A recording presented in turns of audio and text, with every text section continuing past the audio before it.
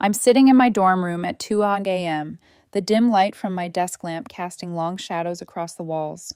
My hands are shaking slightly as I scroll through my phone, trying and failing to make sense of what happened 3 days ago. My roommate Hannah keeps telling me I'm overreacting.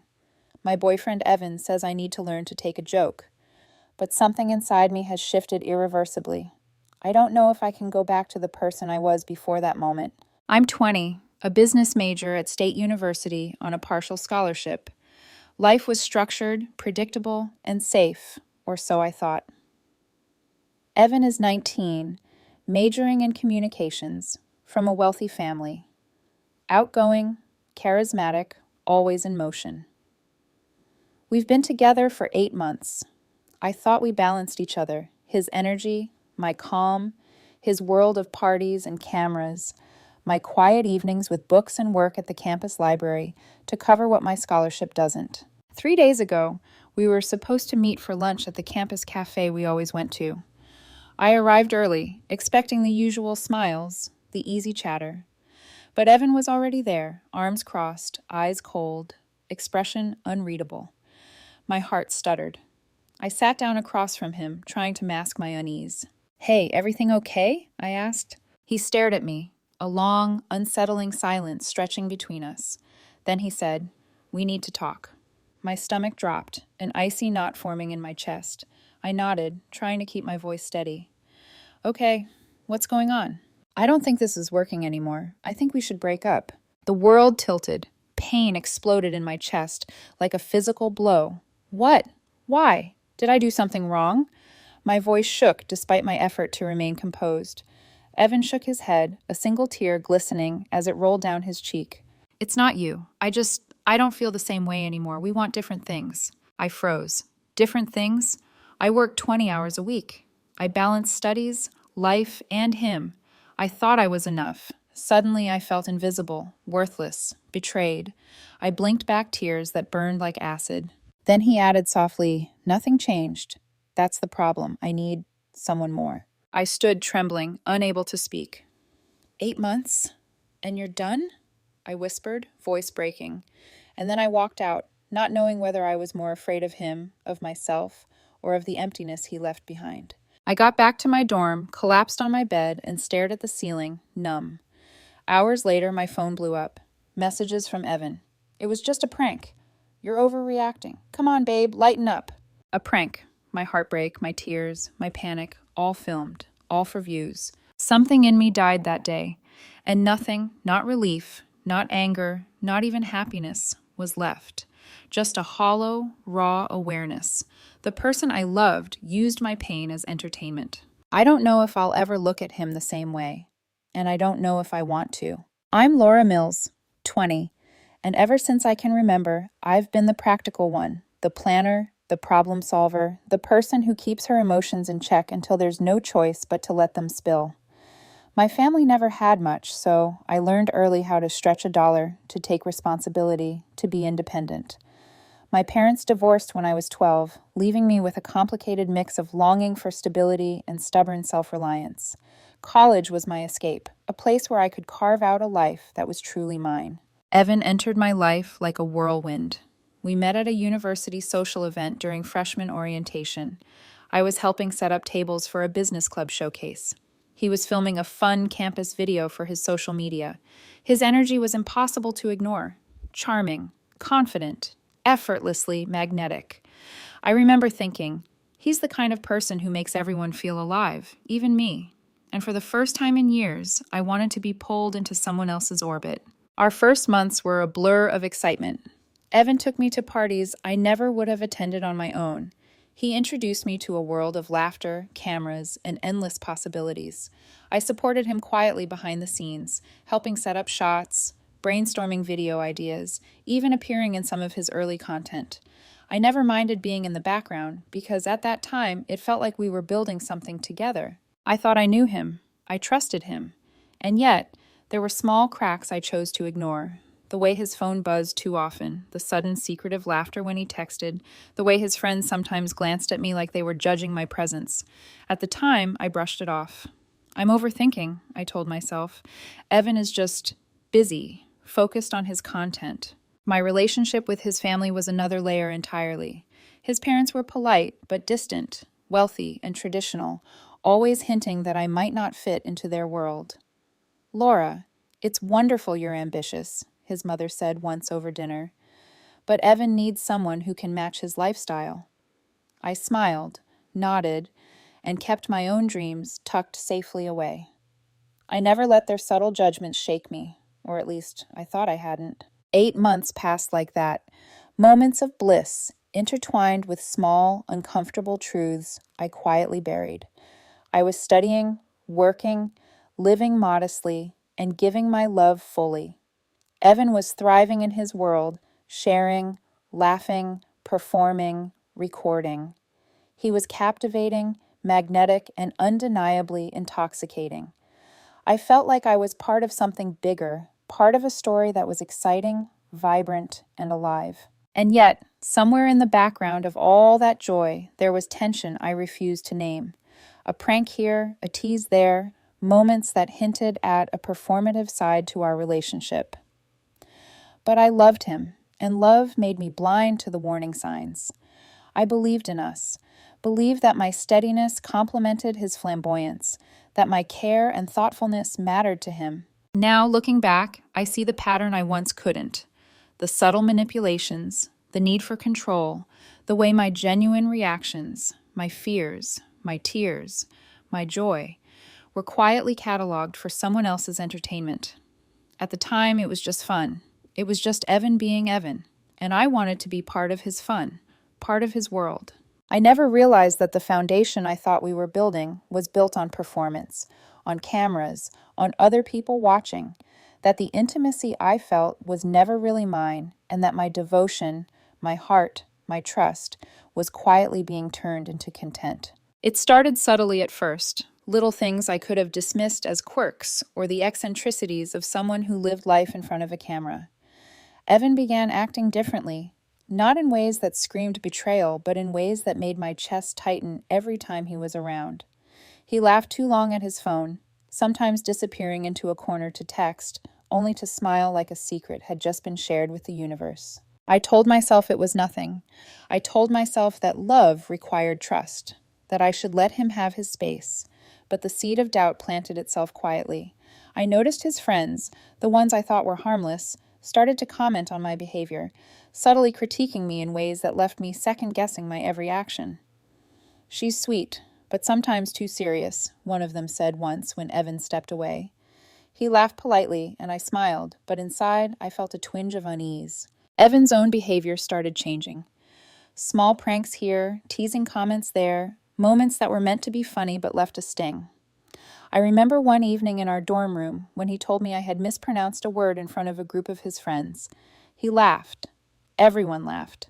I laughed too, but my hands shook. The laughter felt like it belonged to them, not to me. It was the first time I noticed that my feelings, my embarrassment, my discomfort were entertaining for others. Then there were moments with his social media that I couldn't ignore. He filmed everything, himself, us, interactions that should have been private. At first, I assumed it was harmless content creation, but little things started to bother me. The way his phone was always positioned, the way he framed our conversations, the way he never showed me the footage until it was edited and polished. Even his family's subtle interventions added tension.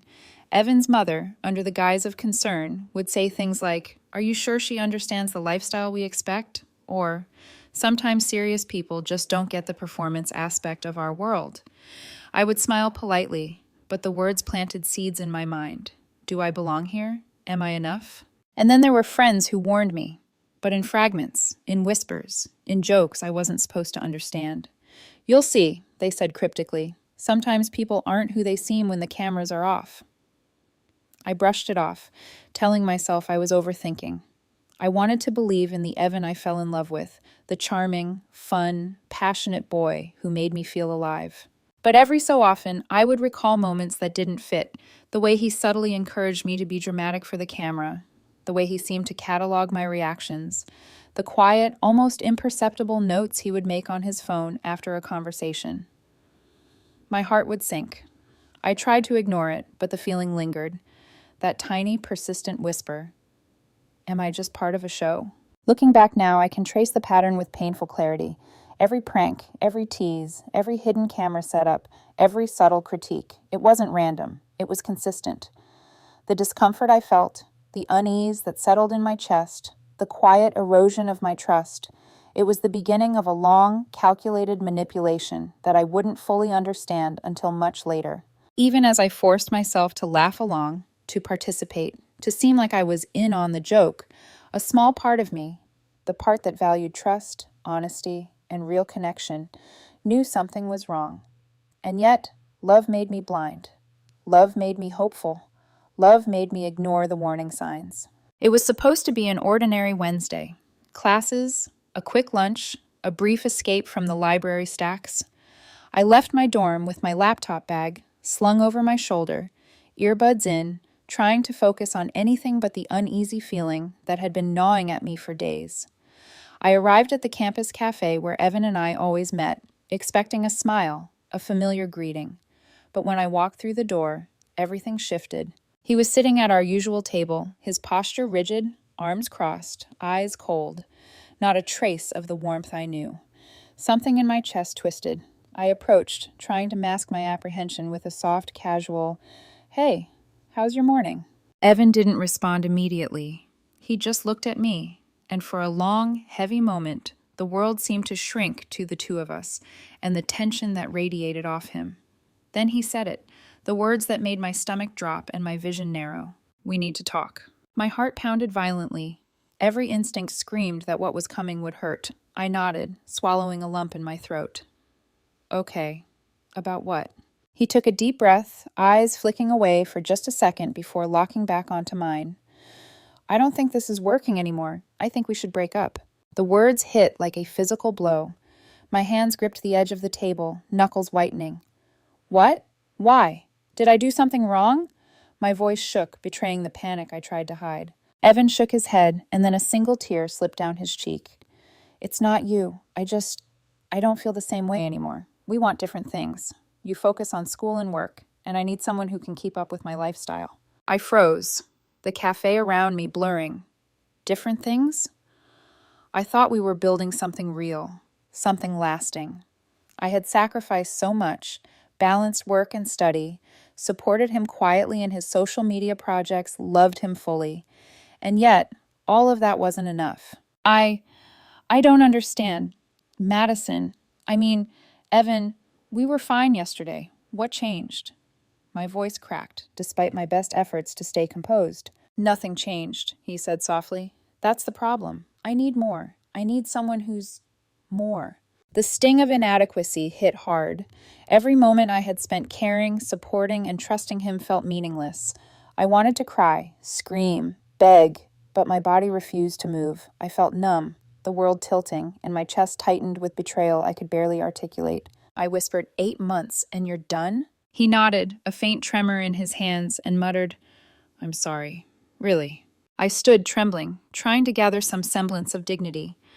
"Okay, I guess that's it then." My voice sounded hollow even to me. I walked out, each step heavy, my vision blurred with unshed tears. The moment I reached the dorm, I collapsed onto my bed, numb, staring at the ceiling, replaying every word, every glance, every tiny sign I had ignored. Hours later, my phone erupted with messages. "Evan, it was a prank. You're overreacting. Come on, babe, lighten up." My stomach lurched, bile rising. A prank? My heartbreak? My panic? My tears? All of it staged, filmed, and designed for his entertainment? I opened one message and saw him laughing through the screen, thinking it was funny. Something inside me shattered that day. The betrayal wasn't just in the fake breakup. It was in the premeditated cruelty, the deliberate targeting of my vulnerability for amusement. I felt cold, hollow, disoriented. Every instinct screamed that this was more than a joke, that this was manipulation, a violation of trust so deep it left me questioning not just him, but myself, my judgment, my reality. I blocked him on all platforms, my hands trembling as I did it. I couldn't speak, I couldn't cry. All I could do was lie there, listening to the distant hum of campus life outside my window, wondering how someone I loved so completely could so casually weaponize my heart for a few laughs. I lay on my bed long after the cafe, staring at the ceiling with my mind spinning in dizzying loops. My heart still raced, yet there was an emptiness that made each beat feel heavy, like carrying stones inside my chest. I couldn't stop replaying his words, the coldness in his eyes, the casualness of the betrayal disguised as a prank. Every memory of us together was suddenly tainted. Our laughter, our shared meals, the quiet nights in, the moments I had trusted him with my fears and dreams. Was it all a lie? I whispered to the dark room, my voice catching in my throat. Did he ever actually love me, or was I just content for him? My hands shook as I picked up my phone, scrolling through messages I had once cherished.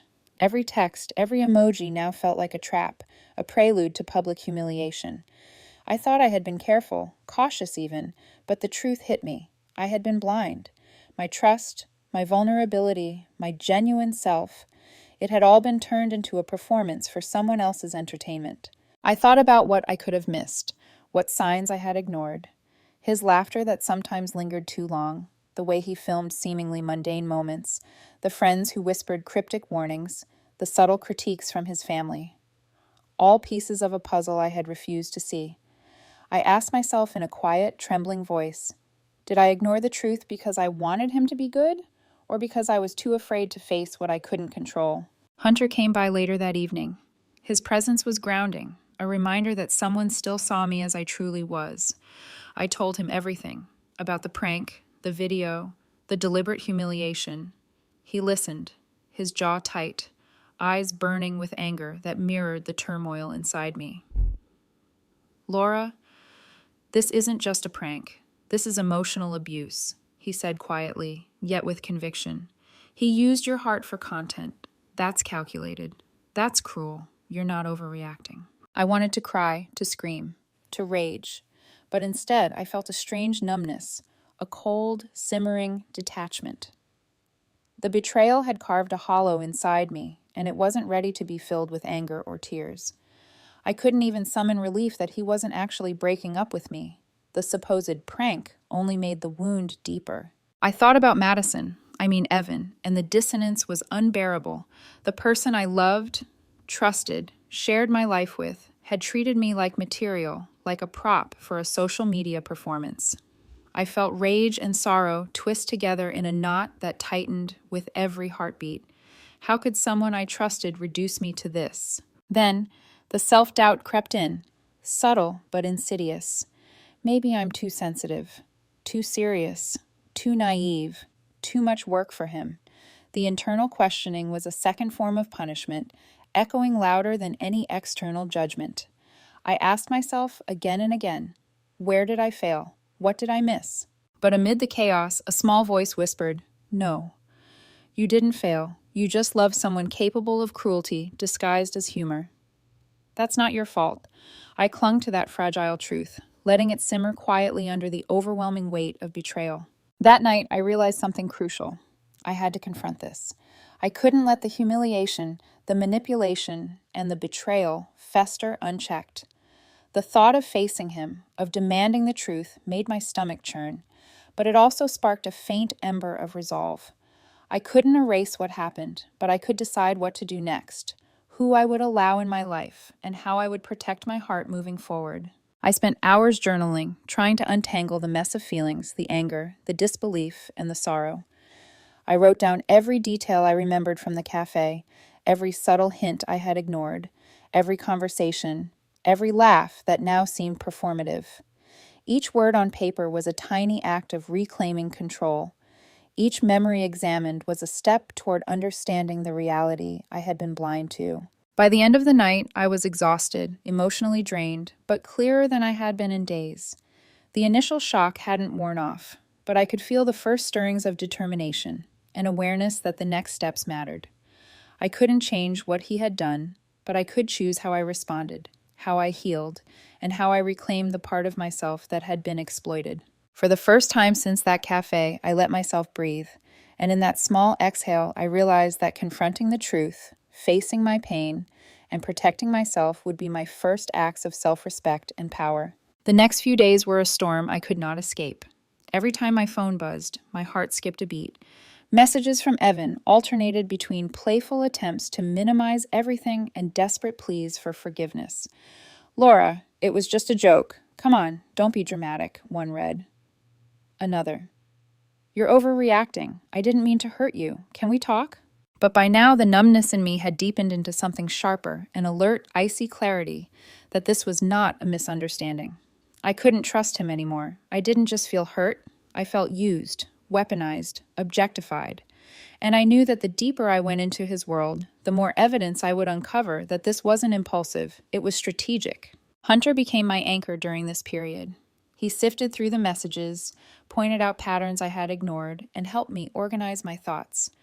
"Laura," he said one evening, his voice low but insistent, "look at what he's doing. This isn't about a prank. Look at the timing, the way he staged it, the fact that he recorded you. It's manipulation. It's emotional abuse." I began combing through Evan's social media, revisiting moments that had seemed innocent before. Clips of me laughing, reacting, even showing frustration.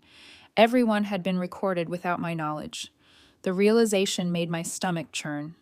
My private moments were now public entertainment. Every smile, every tear, every pause had been curated for likes, views, and validation. Then came the interference of his friends and family. Evan's best friend, Mark, approached me with a feigned concern that felt more like judgment. "Are you sure you're not taking this too seriously?" he said, his tone polite but sharp. "He's just trying to have fun. You can't expect him to be, I don't know, normal."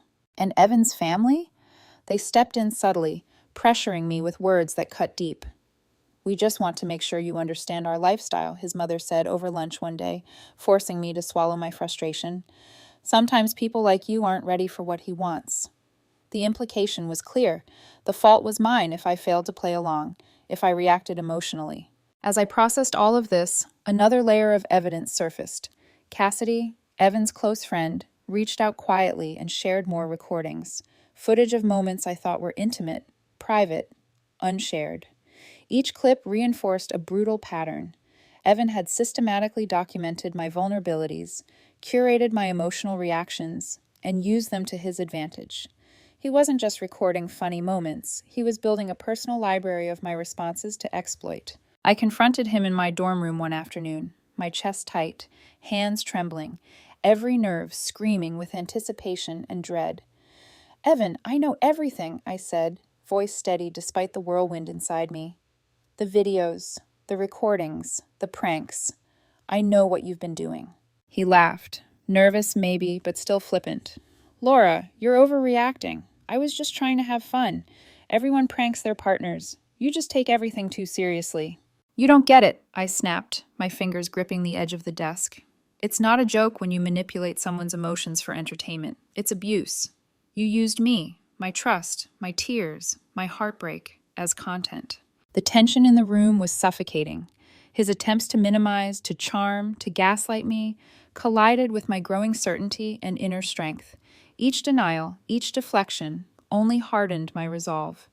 I could feel a shift inside me, something that had been timid, unsure, vulnerable, transforming into clarity and power. By now, my friends and a few neutral classmates had become aware of the situation. They supported me quietly, offering perspective, validation, and advice. "He's been doing this for months," Cassidy told me. "You're just the first to really see the pattern." I realized that the problem wasn't just Evan, it was the ecosystem around him. The friends who laughed, the family who subtly condemned me, the social media culture that rewarded exploitation. The escalation wasn't a single incident. It was a systematic, relentless pattern designed to disorient, isolate, and control.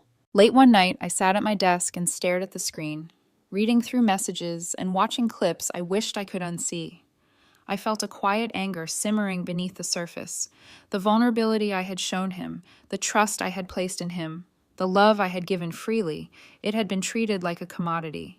And I was done letting anyone take that from me again. By the end of that week, I made a choice. I would no longer be passive. I would confront the reality, document the evidence, and take action, not in blind rage, but with purpose. I would reclaim my dignity, my privacy, and my sense of self. The escalation had broken me, yes, but it had also revealed the truth. My boundaries, my worth, and my voice mattered, and it was time to stand for them. I didn't recognize my own reflection in the mirror that night. My eyes, red-rimmed and hollow, stared back at me as if they belonged to a stranger. The room felt suffocating, every shadow on the walls a reminder of betrayal, manipulation, and my own vulnerability. It was quiet except for the soft hum of my desk lamp, but inside my head, chaos roared. I sank onto the edge of my bed, legs trembling, hands gripping the sheets, as if holding onto something tangible could keep me from unraveling completely. The truth of what Evan had done hit me in waves. Every prank, every recording, every staged reaction. It wasn't just cruelty, it was calculated, methodical. He had turned my life, my emotions, my trust, into his personal entertainment. I had been a pawn in a game I didn't even know I was playing. Tears streamed down my face, hot and bitter. I felt an overwhelming mix of anger, sorrow, and disbelief. I had loved him with everything I had, and he had treated me as disposable. As I curled into myself, a thought clawed at my mind. Was it all meaningless? Were the memories, the laughter, the plans, the late-night talks, all just fuel for his content? The isolation was suffocating. Friends tried to reach me, but I pushed them away. I didn't want advice. I didn't want consolation. I wanted the world to disappear and leave me alone with my pain. I felt a gnawing emptiness, the kind that creeps into your bones and refuses to leave. Every instinct to trust, to open up, to love again felt extinguished. And yet, amid the despair, a small, bitter clarity emerged. This wasn't just a bad relationship ending. It was a revelation. Evan wasn't who I thought he was. He didn't respect boundaries. He didn't care about my emotions, my dignity, my humanity. That truth, harsh and painful as it was, became a sliver of light piercing the darkness. I lay on the floor, staring at the ceiling, replaying every video, every text, every manipulative joke. I could see the pattern now, the systematic documentation of my vulnerabilities, the calculated staging, the cruel delight in my reactions. Each revelation made the room feel smaller, the air heavier, my heart pounding with helplessness. Sleep came in fits, restless and shallow, filled with dreams of confrontation, humiliation, and endless loops of my own vulnerability on display. When I awoke, exhaustion settled in my muscles like lead. My body felt heavy, my mind clouded with the relentless replay of betrayal. I had hit a point where the pain wasn't just emotional, it was physical, pressing down on my chest, my shoulders, my very sense of self. But even in this abyss, there was a seed of resilience. Amid the tears and nausea, I felt the faintest pulse of awareness. I was not to blame. I had been targeted, manipulated, and exploited, but that did not define me. My worth wasn't measured by his cruelty, nor could it be determined by his actions. I could choose to rise from this, to reclaim my agency, even if the path forward was uncertain and frightening. I reached out to Cassidy late that evening, my voice shaking. I don't know if I can handle this anymore, I whispered. Her calm, steady presence was a lifeline. She didn't offer empty reassurances. Instead, she validated my pain, confirmed the reality of what I had endured, and reminded me that I was not alone. It was the first time since the betrayal that I felt even a flicker of hope, not that the situation would magically resolve, but that I could survive it, that I could take action. The abyss I had fallen into wasn't endless. There was a way out, and for the first time I began to glimpse it. As the night deepened, I made a quiet promise to myself. I would face this. I would gather every piece of evidence, confront the truth head-on, and protect my heart and my dignity. Evan's actions had shattered my world, but they had not destroyed me.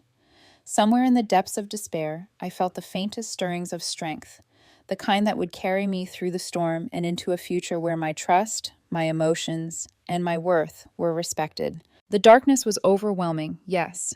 Terrifying, yes. But for the first time, I knew it was temporary. I would not remain here forever. I would rise.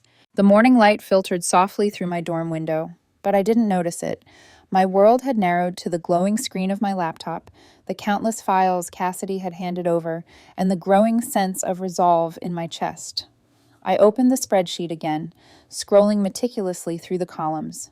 Dates, video titles, categories, engagement metrics, emotional responses. Each cell screamed a single truth.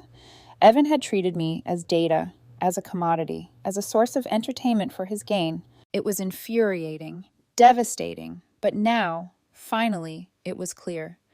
No longer clouded by shock or disbelief, I could see the pattern with surgical precision. I had been deceived, yes, but I was no longer powerless. I was informed. I was prepared. I called Cassidy immediately, and her voice on the other end was steady, comforting. "Laura, are you ready for this?" she asked. I nodded, even though she couldn't see me. "I'm ready," I said, voice firm. "I'm done being a pawn. I'm going to take action. No more hiding. No more pretending this is normal." Over the next few hours, we organized everything: videos, screenshots, text conversations, the spreadsheet, and notes on the prank and previous manipulations. Each piece of evidence reinforced the same inescapable conclusion. Evan's behavior was systematic, deliberate, and harmful. I felt a mix of rage and empowerment. The anger that had been chaotic and consuming in the days prior now sharpened into a precise tool. I decided to take the first step, confronting him, but on my terms. I drafted a message, measured but resolute. "Evan, I have reviewed everything. I know what you've been doing. I have evidence. This ends now. I will not be manipulated or humiliated further." I didn't send it immediately. I reread the words, feeling the strength in them. Sending it would be my declaration of boundaries, my claim to my own dignity. Then came another revelation. A friend from his previous school, Derek, who had experienced similar manipulation, reached out through Cassidy. His testimony confirmed what I had feared. This wasn't a one-time occurrence. Evan had repeatedly used partners' emotions as content, masking abuse as humor. Derek's words struck me with a chilling clarity. I was not the only one. I was part of a pattern, but now I had the power to break it. That night, I sat with Hunter and Cassidy, going over every detail. We planned carefully: document submission to the university, preparation for a formal complaint, clear timelines, everything. I realized I had allies, resources, and the evidence to hold Evan accountable. Not out of vengeance, but to protect myself and ensure he couldn't continue this behavior unchecked. I felt something shift within me. Fear was replaced with resolve, helplessness with strategic focus. I wasn't reacting anymore. I was acting. I could see my worth reflected in my decisions. I deserved respect, privacy, and honesty, and I wasn't going to settle for less. Finally, I made a small but significant act of reclamation. I removed Evan from my social media, blocked his numbers, and ensured that any contact from him would go through neutral channels. Each click was a tiny declaration: I am in control now. For the first time in weeks, I slept without nightmares. The darkness hadn't disappeared entirely, but the storm inside me had calmed enough for clarity to shine through. I understood that the next steps, university proceedings, confrontation, and reclaiming my space, were not just necessary actions. They were acts of self-preservation, self-respect, and empowerment. In that quiet dawn, I finally allowed myself a profound truth. I am more than someone's amusement. I am not defined by betrayal or humiliation. My heart, my trust, my vulnerability, these are mine to give, and I will choose carefully, fiercely, and wisely from now on. The turning point wasn't about Evan realizing the error of his ways. It was about me realizing my own power, reclaiming my voice, and stepping into the person I needed to be: strong, aware, and unyielding in the face of manipulation. The university hearing was a surreal combination of anxiety and clarity. I sat in the witness chair, Cassidy beside me, Derek appearing via video call. The board members' eyes were steady and professional, but I could feel the weight of every word, every piece of evidence laid before them. The videos, the spreadsheets, the text messages, it all painted a picture that could not be ignored. Evan's defense was predictable: minimization, charm, and gaslighting. "It's just content creation," he argued. "I never meant to hurt anyone." But the board didn't flinch.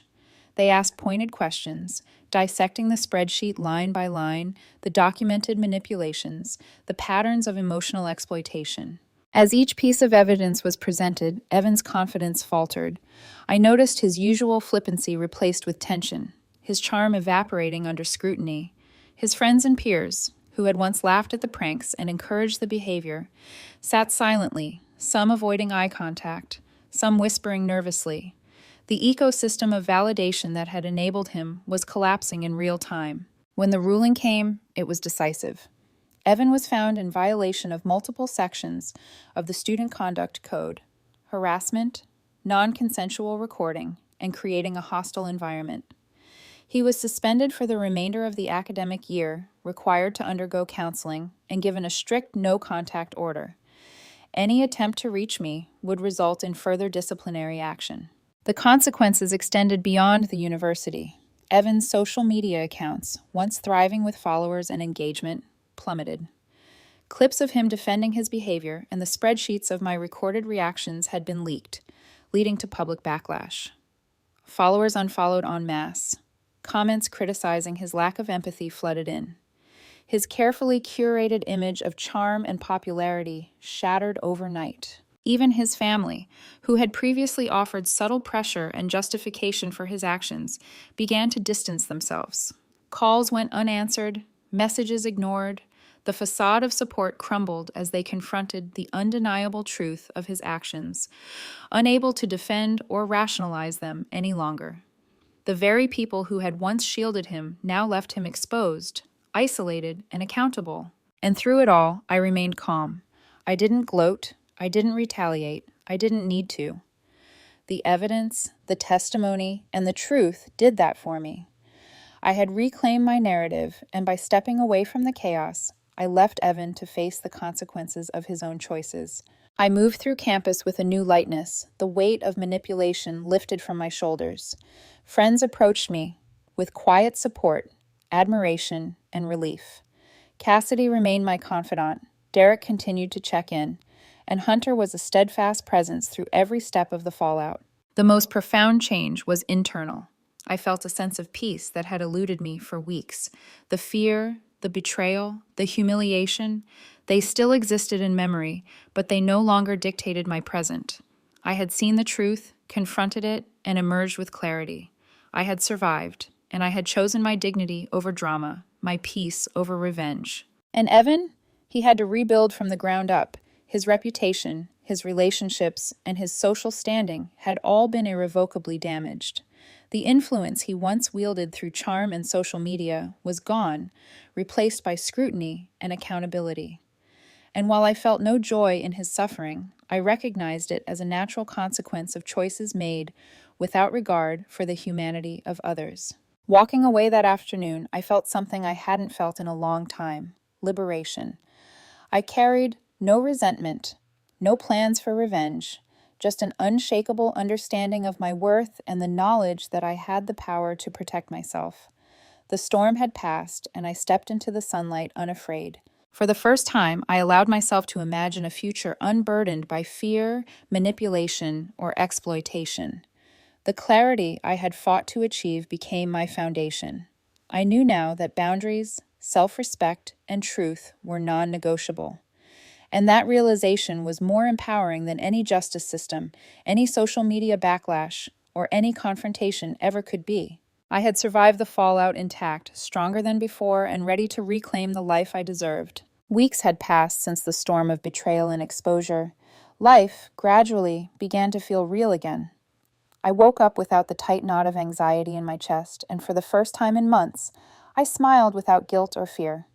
I had faced manipulation, humiliation, and emotional abuse, and I had survived. More than that, I had reclaimed myself.